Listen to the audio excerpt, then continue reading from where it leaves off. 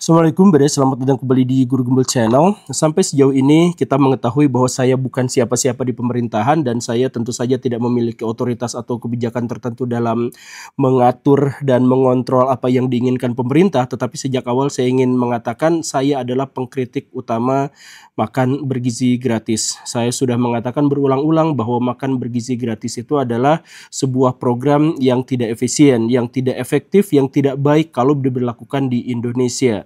Dan sekarang ketika ada begitu banyak kasus keracunan, ada cerita tentang loyang babi, ada begitu banyak penyelewengan dana, kemudian ada anggota DPR yang punya dapur MBG dan sebagainya, maka itu meneguhkan kritik saya selama ini bahwa makan bergizi gratis itu memang harus segera dihentikan demi kebaikan bersama. Sekarang saya ingin menegaskan dengan 5 argumentasi kenapa makan bergizi gratis itu tidak harus dilaksanakan di Indonesia, apalagi sekarang-sekarang.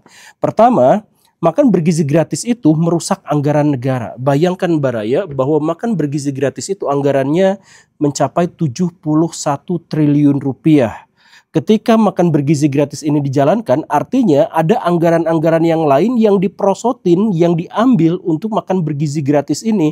Ada universitas-universitas di Indonesia yang terpaksa menyelenggarakan pembelajaran online demi efisiensi. Ada pajak di daerah-daerah yang dinaikkan demi efisiensi. Ada di antara Baraya yang bekerja di satu bidang tertentu honorariumnya dikurangi demi efisiensi dan sebagainya. Dan semua efisiensi ini digunakan untuk makan bergizi gratis. Jadi pengorbanannya besar sekali. 71 triliun di tengah utang di Indonesia yang menggunung dan Indonesia yang ada dalam keadaan ekonomi yang tidak baik-baik saja.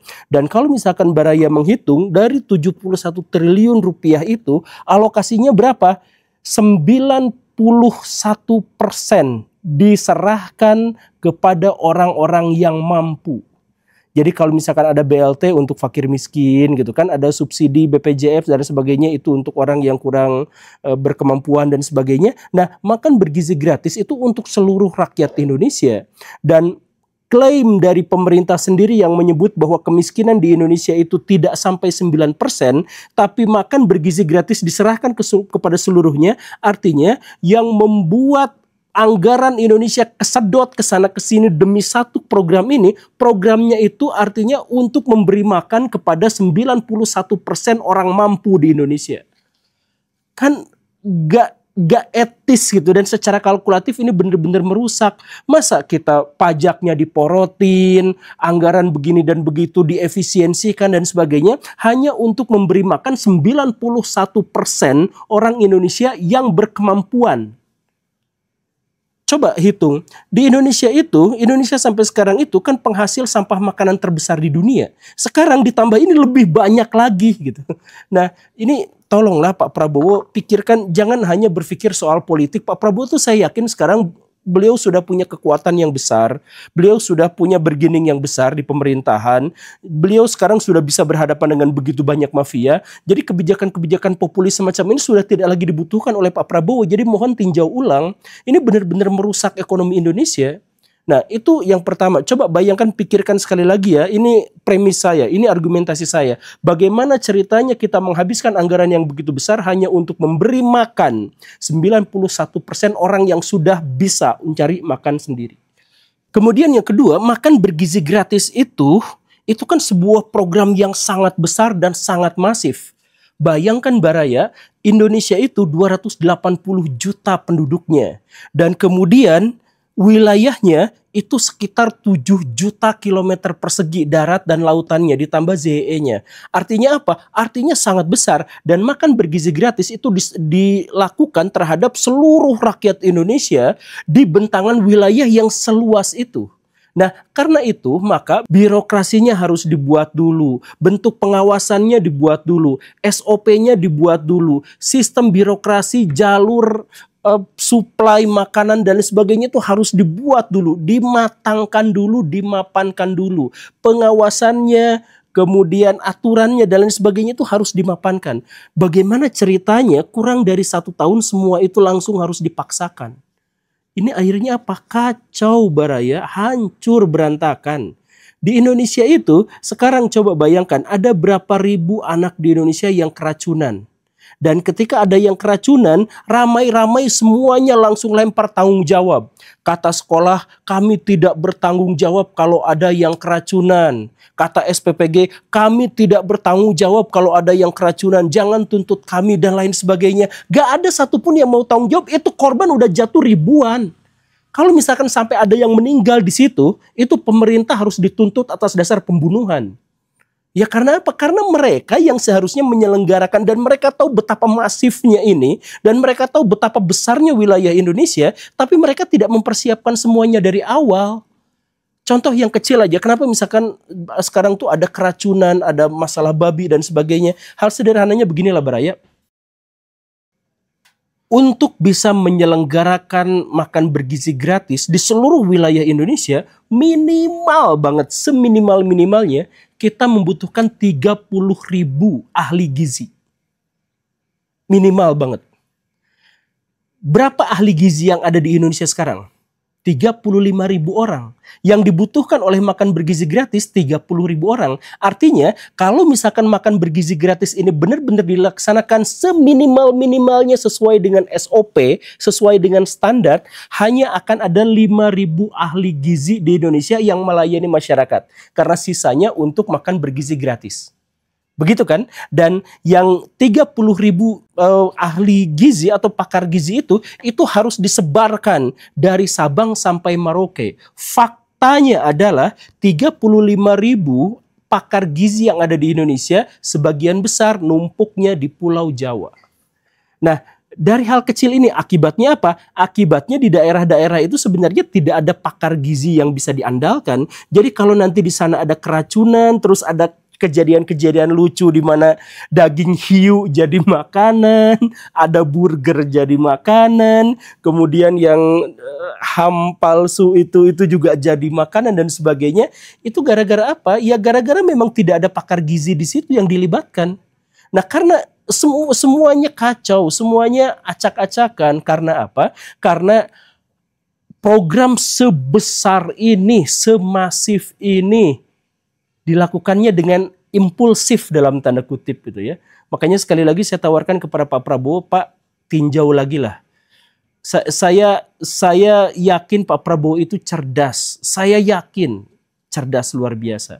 Dan saya yakin bahwa makan bergizi gratis itu pertimbangannya hanya pertimbangan politis. Karena kalau pertimbangan gizi, pertimbangan ekonomi dan sebagainya itu nggak akan masuk. Saya yakin Pak Prabowo nggak akan mikirin itu gitu. Ini pasti adalah pertimbangan politis. Nah, berhubung Pak Prabowo sekarang sudah memiliki kekuatan politis yang jelas, di mana ketika demo di mana-mana sekalipun, yang di demo itu cuma Ibu Puan Maharani, yang di demo itu cuma Gibran Bapak, itu adalah salah satu yang paling kuat yang tidak didemo sama masyarakat, yang menunjukkan bahwa bergining Bapak itu kuat. Jadi udahlah, gak usah lagi cari-cari suara, cari-cari kekuatan dari rakyat untuk bikin makan bergizi gratis dan sebagainya, gak usah.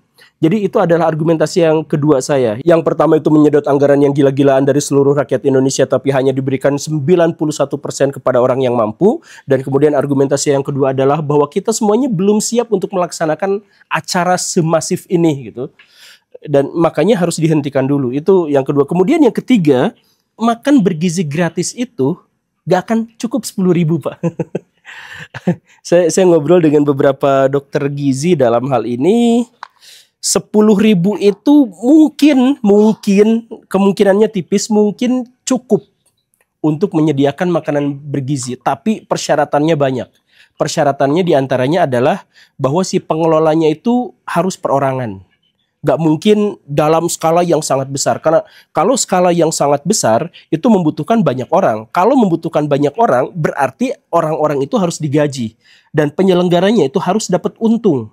Ya untuk menyelenggarakan acara serepot ini gitu kan. Nah jadi dengan itu saja itu kayaknya gak akan sampai.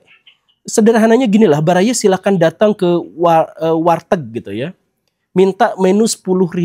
Dapat ayam enggak? Kayaknya susah sih. Jadi nasi plus ayam mungkin di beberapa daerah masih cukup 10.000 gitu ya mungkin gitu ya. Iya oke, tapi untuk kangkung dan lain-lain untuk benar-benar bergizi yang seimbang, karbohidratnya seimbang, intinya kalorinya seimbang itu tipis sekali, tipis. Dan itu kalau misalkan ada di Jawa. Kalau Baraya main ke Halmahera, Baraya main ke Kalimantan Tengah, Baraya main ke Papua, itu makan bergizi tuh udah gak mungkin lagi sampai di situ. Jadi makan bergizi gratis yang Pak Prabowo canangkan Rp10.000 per anak per sekolah itu nggak mungkin.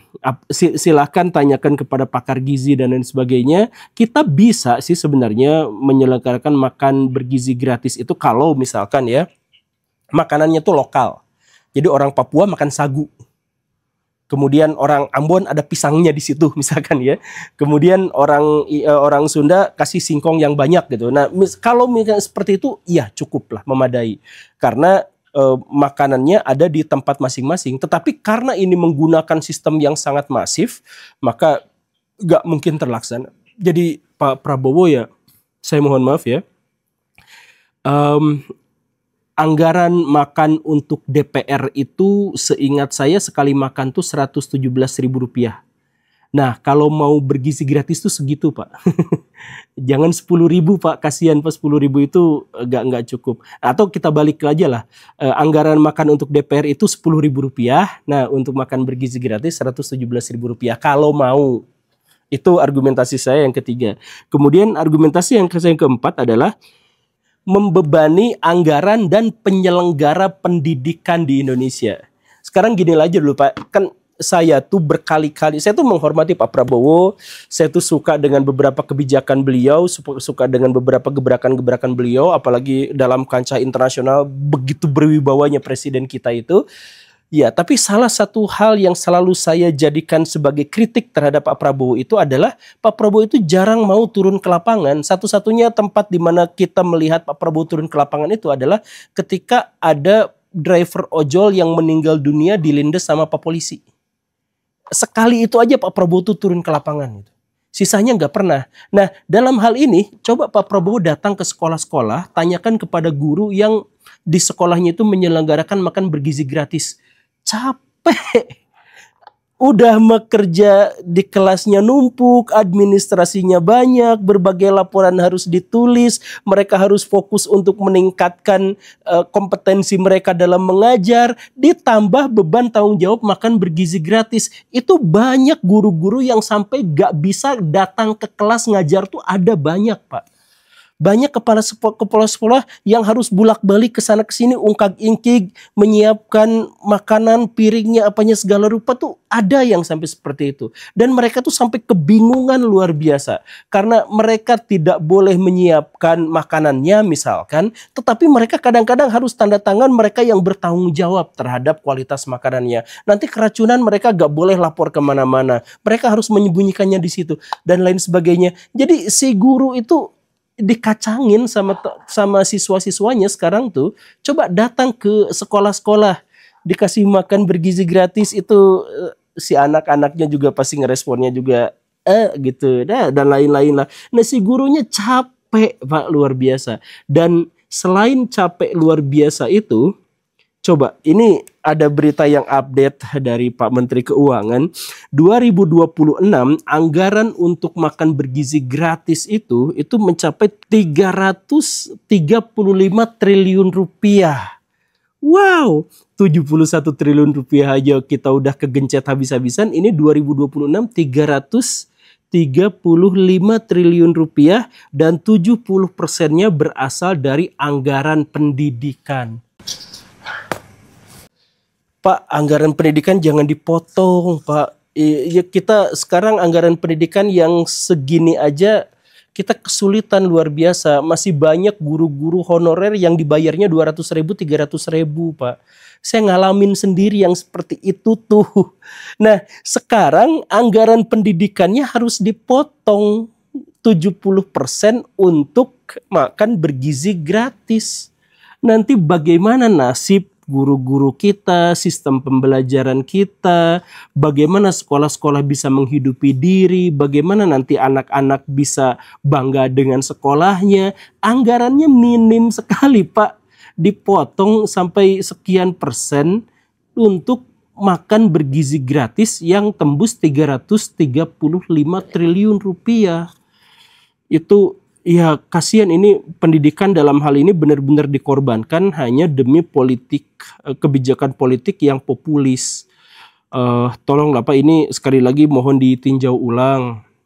Jangan sampai ini dilaksanakan atau berkelanjutan kalau bisa, atau bolehlah kita menyelenggarakan ini, tapi kalau misalkan anggaran kita tuh sudah punya 20-30 ribu triliun gitu ya, seperti Cina ketika dia melaksanakan makan bergizi gratisnya gitu ya, atau misalkan Amerika Serikat ketika melaksanakan, ya mereka kan semuanya melaksanakannya, Jepang juga melaksanakannya ya, tetapi setelah duit mereka tuh gede banget, setelah PDB mereka tuh gede banget, kita kan ya sudahlah. Dan ya sebuah catatan kecil lah ya, Cina menyelenggarakan makan bergizi gratis itu hanya untuk fakir miskin ketika mereka sudah punya anggaran dana tuh sekitar 30-40 ribu triliun rupiah kalau dirupiahkan. Nah, Indonesia baru punya anggaran 2.500 triliun setahun saja menyelenggarakan makan bergizi gratis untuk seluruh rakyat Indonesia. Itu argumentasi yang keempat. Kemudian argumentasi yang kelima itu adalah bahwa makan bergizi gratis itu sama sekali tidak akan menyelesaikan stunting. Ini saya sudah sampaikan berkali-kali. Jadi kalau misalkan bapak-bapak penyelenggara mau lihat datanya, kalau misalkan mau jujur silahkan. Misalkan begini ya, ini dari data-data yang bapak-bapak pemerintahan sendiri yang keluarkan ya, bukan dari saya. Berapa angka stunting di Indonesia? Sekitar 20%.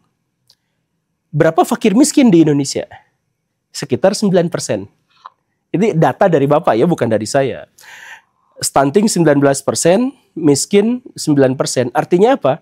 Artinya ada sekitar 10-11% orang di Indonesia yang tidak miskin tapi kena stunting. Artinya apa? Artinya stunting tidak berkorelasi langsung dan positif dengan kemiskinan. Stunting berkorelasi dengan kegagalan dalam edukasi makanan. Banyak orang tua kita yang kaya, yang berkemampuan, yang cukup, tapi ngasih makan anaknya itu permen, terus ya susu yang kadar gulanya itu terlalu banyak, yang apa dan sebagainya. Bahkan di Indonesia ada fenomena stunting obesitas. Katanya stunting kurang gizi tapi gendut. Nah, itu banyak di Indonesia. Artinya Pak Prabowo selalu mengatakan bahwa makan bergizi gratis tujuannya adalah untuk menekan angka stunting di Indonesia, agar di Indonesia itu tidak ada yang stunting. Tapi stunting tuh nggak ada hubungannya dengan makanan, dengan kemiskinan yang karena itu harus dibagi-bagi. Enggak. Yang paling penting itu adalah edukasi tentang makanan. Itu juga sudah berkali-kali saya sampaikan. Jadi kalau saya jadi presiden, misalkan ya, saya jadi presiden, saya nggak akan menggelontorkan uang 71 triliun rupiah dan kemudian di tahun berikutnya 335 triliun rupiah untuk menyediakan makan siang gratis untuk menghindari stunting. Saya cukup akan menghubungi Pak Aderai, Pak Deddy Kobisa, Pak Kris, Bang Kris, Pak Dr. Tirta, Dede Inun. Mereka kan influencer soal gizi, soal makanan gitu ya, soal kesehatan. Nah, ajak mereka untuk berkolaborasi. Mereka mah saya yakin bahkan ketika nggak dibayar pun mereka akan mensosialisasikan makan bergizi. Orang nggak disuruh aja mereka sekarang sudah menjadi influencer pola hidup sehat, pola makan sehat gitu kan. Mereka sudah ngajarin itu semua, nggak dibayar sekalipun. Nah, nanti kolaborasi aja. Silahkan mereka bikin yang seperti itu, nanti sama pemerintah disebarkan lebih luas lagi gitu. Jadi konten-konten mereka lebih terbuka, lebih menarik, lebih bisa dijangkau oleh banyak orang. Dan saya yakin itu efektif, saya yakin itu efisien gitu. Jadi pendidikan tentang pola makan, pendidikan kesehatan adalah jauh lebih penting dan jauh lebih murah daripada harus makan bergizi gratis yang sebenarnya tidak bergizi, yang secara kalkulatif tidak mungkin bergizi dan secara kalkulatif lebih mungkin beracun. Karena pengawasan dan sebagainya yang kurang, karena tetek bengeknya yang kurang, karena ahli gizi yang kurang dan sebagainya, lebih berpotensi untuk beracun daripada bergizi. Kita sepakati bersama itu. Nah, jadi ya Pak, mendingan itu pakai aja tokoh-tokoh terkenal, terkemuka yang banyak fansnya, banyak pengikutnya itu untuk turut membantu upaya pemerintah. Jadi mereka tuh jangan dijadikan hanya, misalkan ya, jangan hanya dijadikan buzzer untuk melindungi kebijakan-kebijakan yang buruk, tapi mereka juga harus dibuat untuk berkontribusi terhadap negara. Gitu. Oke, Pak, terima kasih karena sudah menyimak. Saya Guru Gembul. tidak disponsori oleh Dede Inun. Assalamualaikum warahmatullahi wabarakatuh.